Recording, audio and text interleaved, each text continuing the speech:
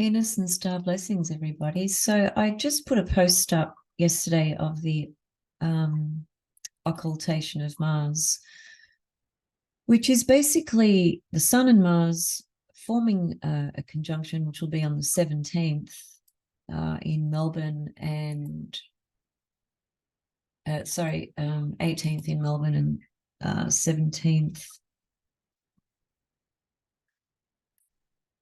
17th, 18th of November, right? So one of the things that I mentioned, I was talking about the Scorpio Venus star point on the wheel, which everybody was born with a Scorpio Venus star point.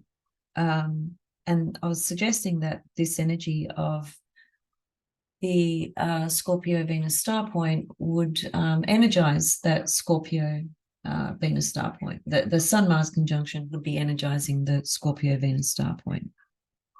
Now, some people are still left unsure of how to locate their Venus star point in Scorpio, where it is, and so on and so forth. Now, I have done a couple of videos on this, so I'm not going to, do the whole thing again, but I will just show you very quickly how to find your Scorpio Venus star point. But before I do that, let's just make a few comments about this particular conjunction, which is quite a profound cycle, especially in the backdrop of what is actually happening in the world. The first thing I want to say is this, and I've said this several times already, and I've spoken about it with Rumen Kolev. Some of you have seen that video. Some of you really appreciate it, and thank you for that, by the way. Rumen Kolev is an extraordinary astronomer, actually. First and foremost, is an astronomer and an ancient astrologer. Really, must have been living there in Mesopotamia himself, I have no doubt. The reason I mentioned that and why that is so important is because Mars has been invisible since September of this year. The visibility and invisibility of planets is a very important area of astrology, one which really gets mentioned in the modern sphere of astrology. There's a lot to it, and it's not something that I'll be really talking a lot about today, but just very, very simply put, when a planet goes invisible, there is something that the most obvious thing is that there is something very hidden about the nature, the archetypal nature of that planet, of that celestial body. So when you're talking about Mars being invisible, Mars, first of all, is the god of war. And even when you go back to ancient Babylonian, Mesopotamian times, Mars was associated to a deity, a god called Nergal, who was the god of war and the god of the underworld. The underworld association is very much connected to the relationship he had with Ereshkigal, who was the queen of the underworld, who is also the story of Ereshkigal strongly links to Inanna, which is Venus, which is Venus descending into the underworld. So Mars had a relationship with Ereshkigal. Things turned pretty sour. She wanted to kill him. There's two different stories connected to that, and those two stories actually correspond to Nergal connecting to the northern part of Mesopotamia, and then it's later said he was more connected to the southern part, and those two points actually connect to two different myths, right? But it was later then established that actually, in fact, he reigned or had power actually of both the northern and the southern. Anyway, I'm very curious and interested in that. Nergal, which is Mars, was said to be the lord of the underworld, the lord of war, the lord of disease, plague, and so forth. Very powerful god or deity or planet or celestial body, in whichever way you look at it, whether you look at it through modern, traditional, ancient astrology, psychological astrology. It's a very important planet, celestial body, deity, archetype. The fact that he was said to correspond to the underworld is very interesting to me, because at that time they had no awareness of the planet Pluto. Pluto was discovered in 1930, and that does not mean that Pluto was not there in the heavens before 1930, right? All these planets have always been there, always will be. And any asteroids, planets that are discovered at different times in historical periods merely speak to a time that reflects the consciousness in the collective unconscious in humanity, which is, I would say very simply put, is ready to receive, to integrate, to become aware, to become conscious of that particular celestial body, because in our evolutionary process we evolve, and through time, especially in this linear time, particularly right in this third dimension reality, as we evolve, we go through different processes where we are ready to integrate different celestial energies, and thus different bodies are discovered. So even though Pluto was not in the consciousness of the ancients, because it hadn't been discovered, because back in those days they didn't even have telescopes, right? They would use their physical eyes to observe the sky, to observe the stars and the planets and so on and so forth. But they were some of the best astronomers and astrologers. So my point is that Pluto and Mars, really are a very similar energy in a lot of different ways. But Mars is, I would say that Mars is more of a primal, ego-based type of masculine energy, if you like, right? And Mars is really the servant of Pluto, actually, to a large extent. So from the point of view of Mars in our chart, Mars speaks to how we fend for ourselves, how we fight for ourselves, how we protect ourselves, how we defend ourselves or others. It also speaks to the principle of being able to create healthy boundaries, to be able to create distance between this or that, between myself and that person or whatever. It's the ability to take action, to assert oneself, to define strong boundaries about the right course of action that one needs to take in their life. Now, a Mars that is troubled in the chart, let's say, would be, there's many different things we could say about that, but very simply, one thing that would be like a main primary theme, it would be the inability to fight for oneself, to stand up for yourself, to assert yourself, to speak up for yourself. It's the lack of courage, in other words, right? So Mars is a very, very important planet. Going back to what I was saying a little while ago, Mars is invisible and has been since September. And when a planet is invisible, there is something hidden about that planet, that planetary archetype, that celestial body, in the psyche of every individual and in the psyche of the collective. So when this Middle Eastern situation erupted, the sun was actually in Libra. And then not long after, we had the new moon in Scorpio. And we've had, Ceres in Scorpio throughout this whole time. And I said quite some time ago that Ceres in Scorpio was going to be a pretty difficult passage collectively, because it really speaks to the myth of Persephone, Ceres, and Pluto. Scorpio in Ceres totally corresponds to that myth, which is about death, grief, loss, mourning.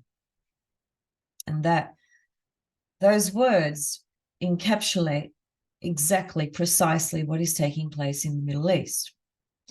The fact that Mars is invisible, I always thought from the beginning, when I realized that Mars was going to be invisible for a few months, because it went invisible in September and will be until January of 2024. And to me, that immediately says that the agendas of certain peoples or people are hidden. There is ulterior motive in people's course of action. And frankly, it is so obvious. If anybody can't see that, well, I really don't know what to say. So I feel that, well, first of all, a lot is actually coming out now relative to the Middle Eastern situation. There's been a lot of discrepancies about information that was given initially. There's, it's all sort of starting to unravel. But unfortunately, in the interim, there's a huge population of people that are being annihilated, sadly. So I think until Mars becomes visible again, I think post that period, there might be some things that eventually are revealed much further than what they are at the moment. And it will show a very different narrative, a very different perspective. People's ulterior motives and agendas will ultimately be revealed. But it'll be too late in a way, because so many people would have lost their lives by that time. That's the tragedy, the horror in this situation that's occurring. And I really do associate all of this actually to Mars and to this Sun-Mars conjunction, which is an occultation of Mars. Mars is invisible, and as it approaches with its conjunction to the Sun, it gets occulted, completely disappears from view. The word occult just means hidden.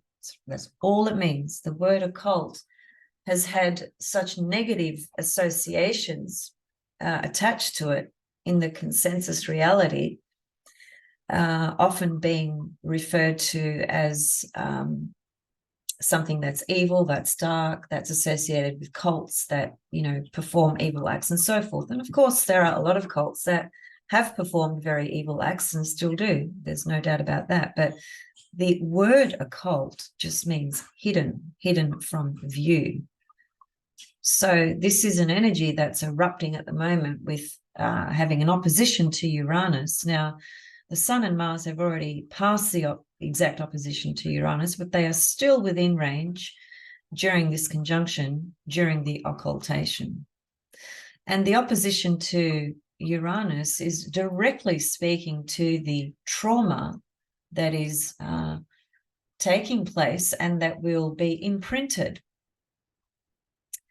on a generation of people for a very, very long time to come. This situation will create further situations in the future. Even when this finally comes to an end, it will not just end in a simple, clear-cut manner. This is producing, a lot of things that will manifest in the future, all based on trauma. Now, in evolutionary astrology, the planet Uranus is what Jeffrey Wolf Green associates to trauma. And it's a pretty clear-cut, obvious example with what's happening in the Middle East. So from our own personal journey, however, this Sun-Mars conjunction, it's a new synodic cycle. The last time there was a conjunction between the Sun and Mars in Scorpio was actually in 1991. I mentioned this briefly recently, but here it is here just to show you. At that time, it was conjunct Pluto. That was during the Gulf War, I think, right? Lots of things going on during that time, but that's one of the biggest sort of things. And fast forward how many years later to the present, we have a war happening again. And this time Uranus is very strongly linked. Where was Uranus at that time? Sextile. Sextile, the conjunction. Some might say it's a wide sextile, but anyway, it's still there. In the present one, Pluto is sextile the conjunction. So much for a sextile at this point, but we'll have to wait and see what manifests, because this is, as I said, it's a new year, a new synodic cycle. So it starts off a whole new cycle for us over the next couple of years. Ceres is there, so that she's really showing the process of the darkness of this horrific situation that's occurring, the very deep sense of loss and grief that people are going through. Grief and loss are the two words that are associated with Ceres. Many other things are associated with her, but those two words are most certainly key to the archetype of Ceres, Earth Mother, Demeter in Greek. And and the Uranus being opposite this conjunction is the shock waves that are being sort of sent throughout the whole world, really, with what's going on. I mean, the whole world is very aware of what's going on. There are large protests all around the world in the hundreds and hundreds and hundreds of thousands. I think in the UK they had up to 1 million just recently, just in the last couple of days. Of course, protesting is something that corresponds to Uranus and to Mars as well, because Mars is the ability to stand up and fight for a cause or a matter, or for the underdog, or for the weaker ones, and so on and so forth. So there's a collaborative approach with people universally projecting their voice about this horrific situation, which is just basically murder, on a large scale. That's what it is. And it depends, how you want to perceive this. It depends I'm not looking at this from a religious or political perspective, personally speaking. I just observe the astrology and use my instincts as well, and observe what lots of people are bringing forward, not in mainstream media, of course, that, debunk a lot of the so-called facts that were initially alleged or presented to justify the actions that are taking place. And it seems to be all pointing to the dollar sign, sadly. So anyway, I've gone off track again. Let me just go back to, from the point of view of our personal position, we can think about this cycle as a deep, transformative, heroic journey.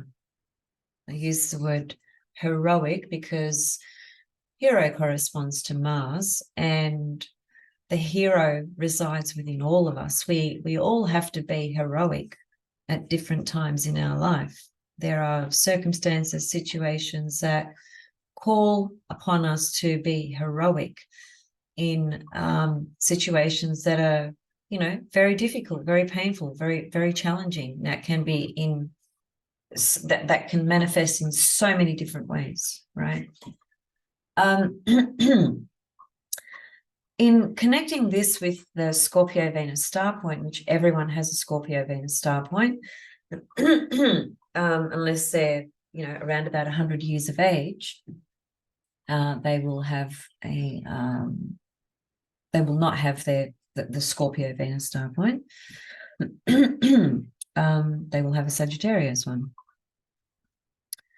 because Venus star points move backwards in the wheel of the zodiac, right? So they move this way because they just do, simply astronomically, and it's an astronomical phenomena that they move backwards in the zodiac. And the Scorpio Venus star point on the wheel, which was there for about 100 years or so, is the same one that ingressed into Libra last year, October of 2022. So natally, everyone has, or most people have, a Scorpio Venus star point, which through time has transitioned to being born as a Libra Venus star point, right? But it's a little bit like saying, okay, I was born with the sun in Scorpio, with Mars in, pretend this was your birth chart, for instance, right? So that the position of the planets are where they are. That will always be your birth chart. However, from the moment you were born, everything keeps turning, nothing is static. And so we have something called transits, for instance, right? So when you're looking at where transiting Pluto is at the moment in your chart, it's not going to be in the same place as it was when you were born. Well, it's the same with the Venus star points. We have 5 Venus star points that we project onto our birth chart, or superimpose onto our birth chart. And from the moment we're born, they too will move, they will shift, they will change in degree, they might change houses, and so on and so forth. I say might because these star points move very, very, very, very slowly. And it depends where they are in your birth chart, right? So the Scorpio Venus star point is being really highlighted by this new synodic cycle of Mars, the fact that Mars is invisible, and this Sun-Mars Cazimi conjunction. And I guess from the point of view of, well, first of all, it's about determining, is the Scorpio Venus star point, is that your main Venus star point? Meaning, is that the head of the pentagram in your chart?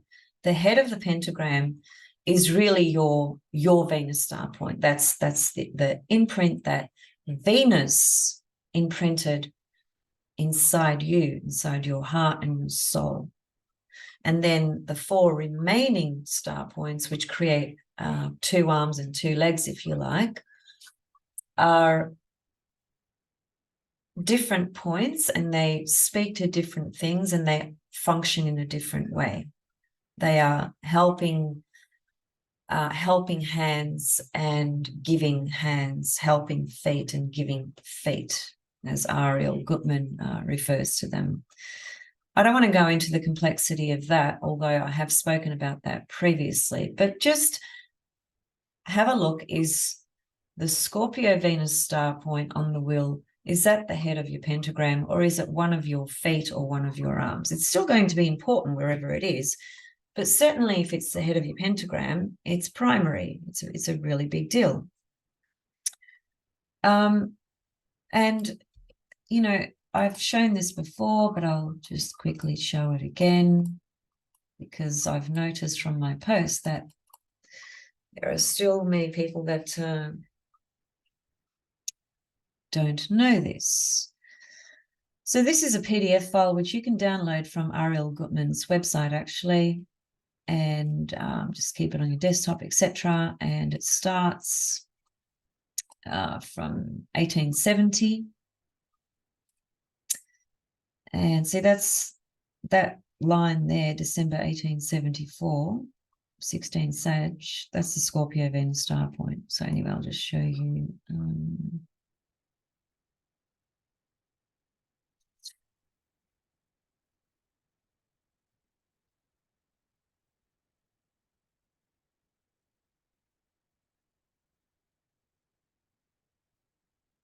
So November 21st, 1926 is when the Scorpio star point was born on the wheel. So anybody born before 1926, that Scorpio Venus star point for them will be in Sagittarius. Hence why I said, you know, if you're about 100 years old, that Scorpio Venus star point is in Sag. So depending on which year you were born, you can just, you know, scroll through this PDF, find your year of birth. Let me just give you an example. So let's just say that you were born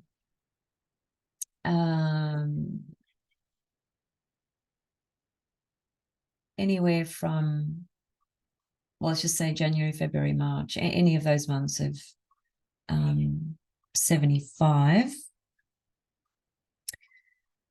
Even though this line here says 1975, if you were born before August, you're not going to choose this line as your Venus star point, you are going to go to the previous one as being, that will be the head of the pentagram.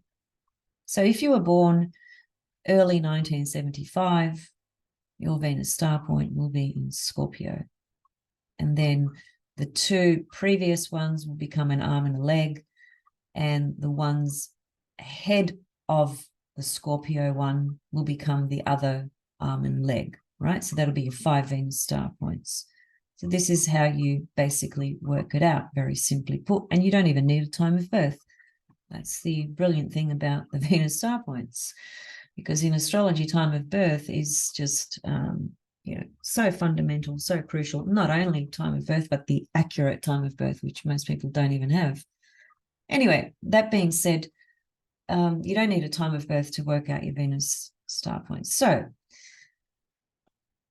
if you were born post 1926, you have a Scorpio Venus star point on the wheel. So depending on which year you were born will depend on which degree your Scorpio Venus star point is at, right?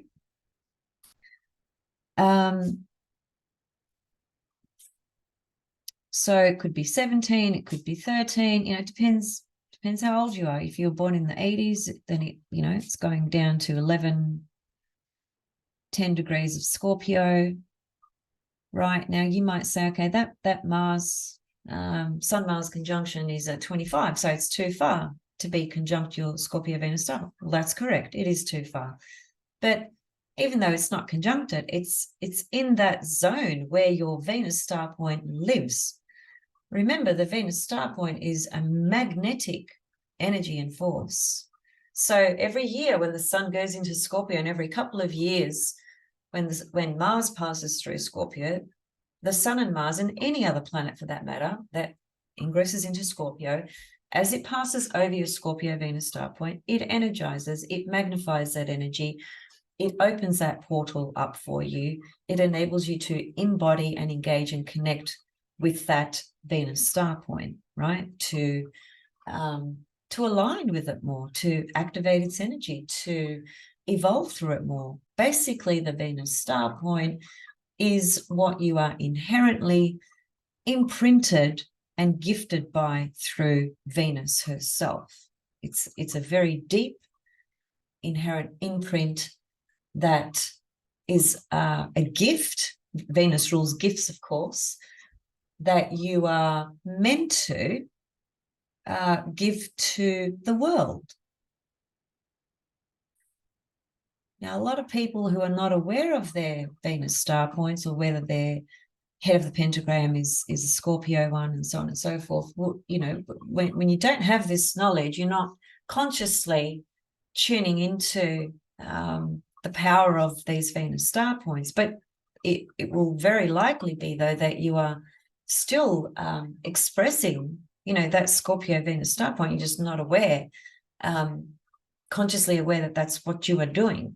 So an example, well, first of all, just one important thing, you might be, let's just say your birthday was here sometime early 1983, your head of the pentagram would be 11 degrees of Scorpio. The D stands for direct, which means this Scorpio star point, if this was your Scorpio star point, that's an evening star. So you're either born under an evening star phase or a morning star phase. So you've got to determine that as well and understand the difference between the two. And once again, I've done a couple of videos on that throughout the last few years, which you can watch. A couple I've done with Ariel, a couple I've done on my own. So there's a few there. And you can find some meaning about the difference between morning star, evening star, and also the video I've done with Roman Kolev, where we speak about Venus star points, and his body of work on the Venus star point and the pentagram, which is completely unique. No one else has done it in the way he has, and he focuses a great deal on whether Venus was visible or invisible at birth. That's a whole other level again. This is a very complex subject. So anyway, I don't want to overcomplicate this for you today. Really, I just wanted to show you how to find your Venus star point. through this PDF, for instance. If you want to understand it more and you want to learn how to work with it, you can just email me and we can work on this together. You know, that's part of what I offer and what I do as well. So feel free to reach out if you want to have a Venus star point reading, putting it very simply. So what I wrote here, I wrote this Scorpio Venus star point, meaning the Scorpio Venus star point that you were born under is highly energized at the moment throughout this entire Scorpio season, actually. And with this Cazimi, occultation, hidden Mars, that's all happening, you know, at the same time. This is very important, I feel. Well, from the point of view of a Scorpio Venus star point, it's your hidden talents.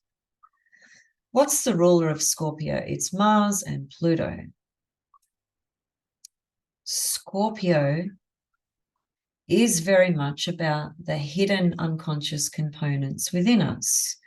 The Scorpio Venus star point and Pluto being its ruler very much highlights your own hidden talents. Now, Pluto, Hades, the lord of the underworld, is also the lord of the hidden riches within our soul and actually what's hidden in the earth herself. So this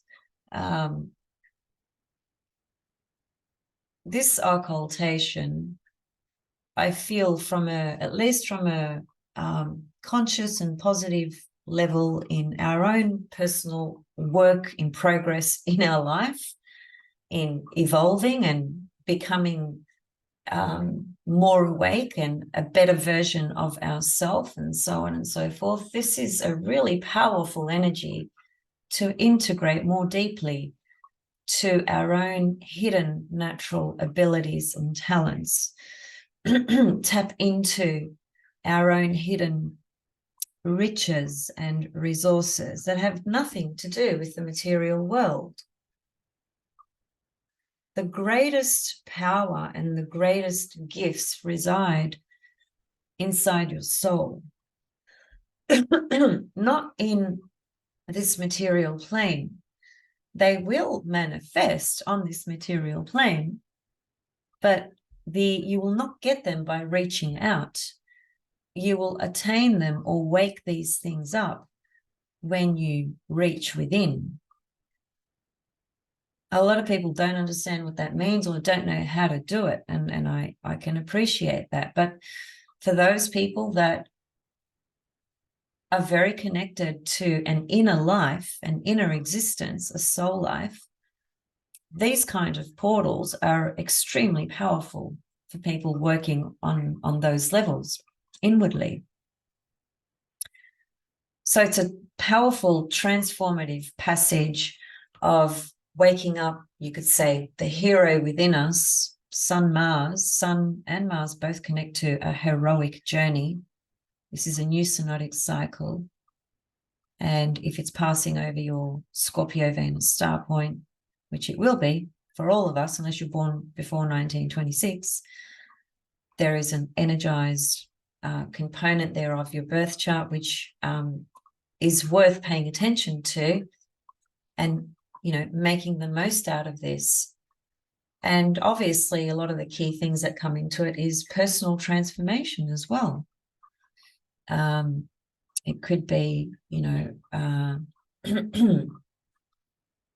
becoming more resilient, more courageous in the things that haven't been easy in your own life. You might have suffered from specific trauma. You might have a very difficult configuration of Mars in your chart, and expressing your own self and the ability to assert yourself and defend yourself and speak up for yourself might be something that you have really struggled with your entire life, or maybe it started a few years ago, or whatever it may be, right? This is an opportunity to dive very deeply into this energy, to transform and transmute the fears, because Scorpio does correspond to a lot of our fears that we have, and a lot of them are very unconscious as well. And even though series at the collective level at the moment is certainly, you know, speaking to incredibly deep loss and grief,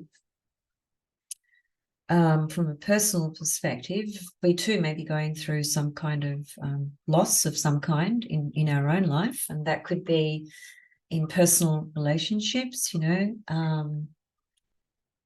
because Scorpio, 8th house, Pluto do take us into the domain of where we share our life with somebody in very deep ways. And that can also mean financially, of course, as well. So it's basically soul work, you know, at a very deep personal level, and perhaps, you know, having the courage to be heroic in confronting things that have been very difficult previously for us, right?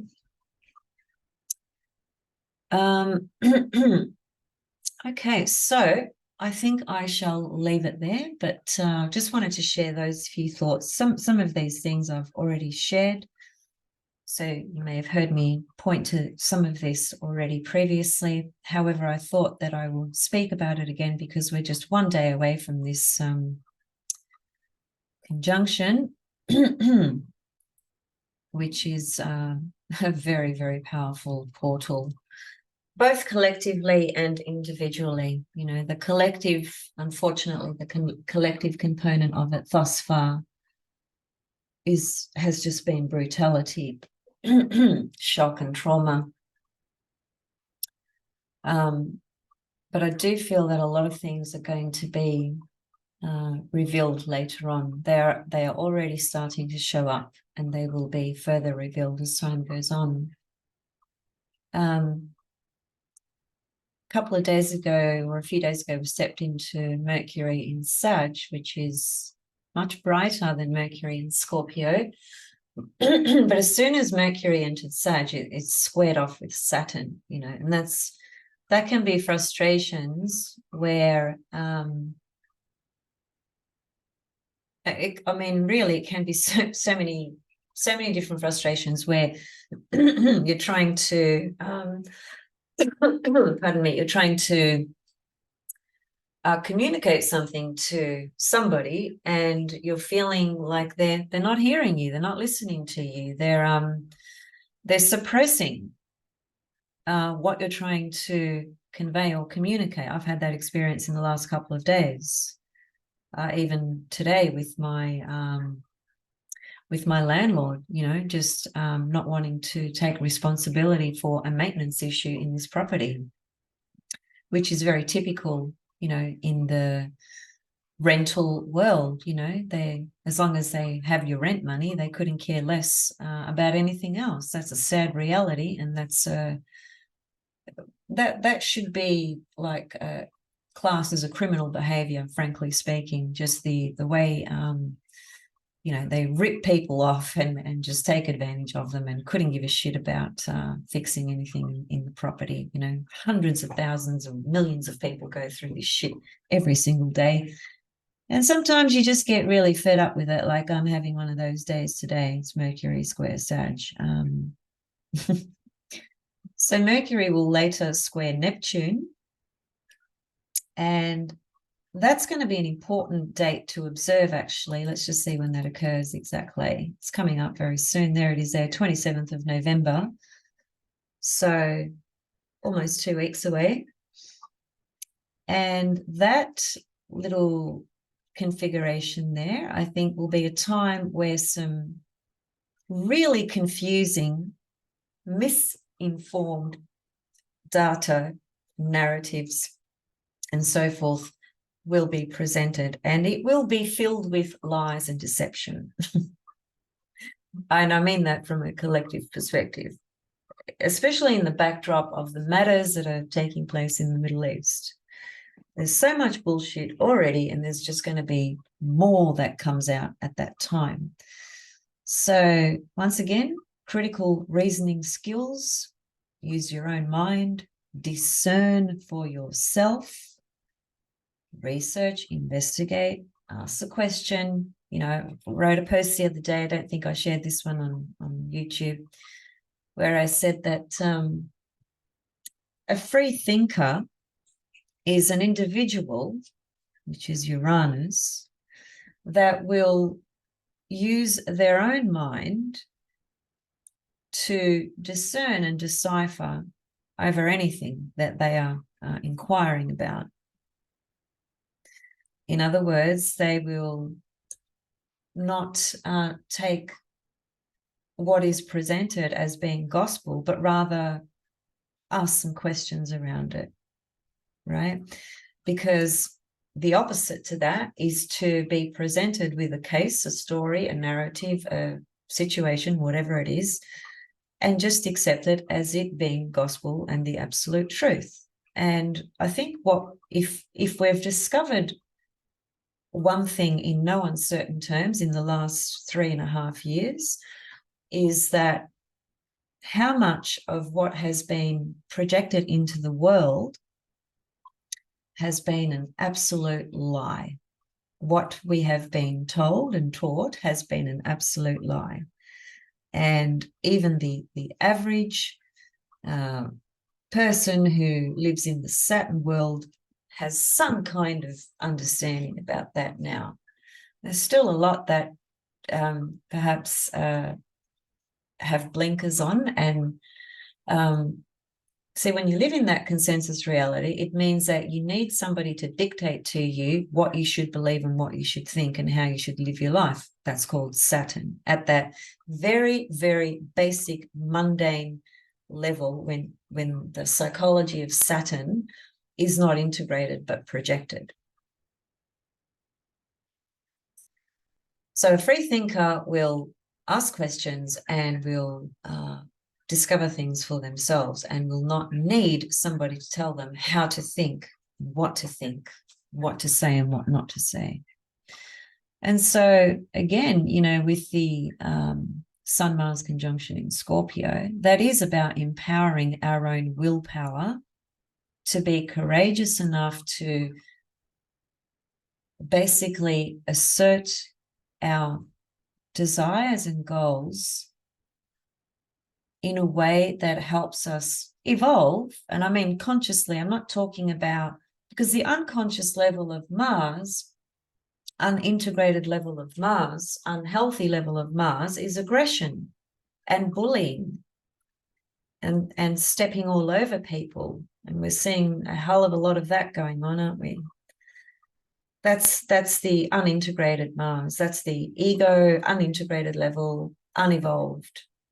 But if we are to act from a more evolved position and from a position of greater awareness, then we can use Mars in a very healthy way to understand our own right to express and live our life from a place of truth and freedom. Uranus, and of course Uranus is opposite the Sun-Mars conjunction. So this new cycle that's starting is taking with it Uranus. So it is about liberating and freeing ourselves to connect to a way of life that enables us to connect with our desires, personal desires and goals, course of action in a way that feels more free and more authentic to what we are trying to establish and create in our own life. So it's breaking down Uranus, breaking down old fixed habits. Old habits die hard. And Scorpio is a fixed sign, but it is the one sign that out of all the fixed signs, it is the one sign that has tremendous ability to transmute, transform, evolve, and so forth. So I shall leave it there, and I'll see you guys very soon. As I've mentioned before, my classes are open. You are welcome to join. Readings are available. You are welcome to reach out if you would like to explore something with me. And I will see you guys very, very soon. Take care. Love and peace. Peace to all. Venus and star blessings.